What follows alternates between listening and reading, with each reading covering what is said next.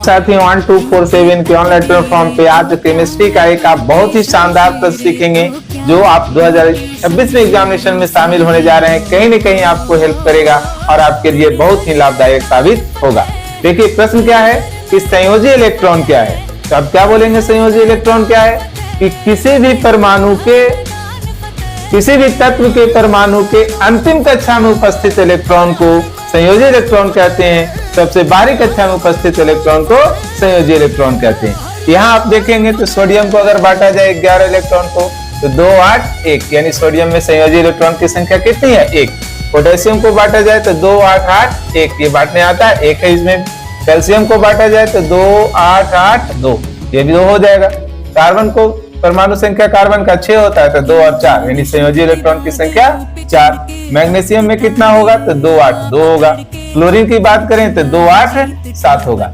अगर 1 2 3 अंतिम में दिख रहा है तो वही उस तत्व की संयोजकता भी हो जाती है और अगर 3 से ज्यादा दिख रहा है तो 8 में से घटाने पर वो उसकी संयोजकता बन जाती है। जैसे क्लोरीन की संयोजकता की बात करेगा तो 8 में से अंतिम कक्षा के इलेक्ट्रॉन को घटाएंगे तो 1 होगा। क्लोरीन की संयोजकता 1 होगी। सोडियम का 1, पोटेशियम का 1, कैल्शियम का 2, कार्बन का 4, मैग्नीशियम का 2।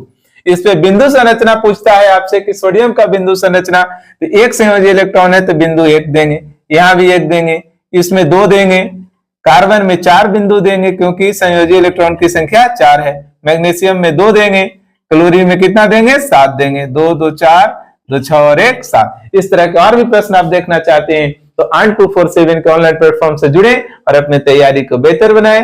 लाइक सब्सक्राइब शेयर करें। बहुत बहुत धन्यवाद।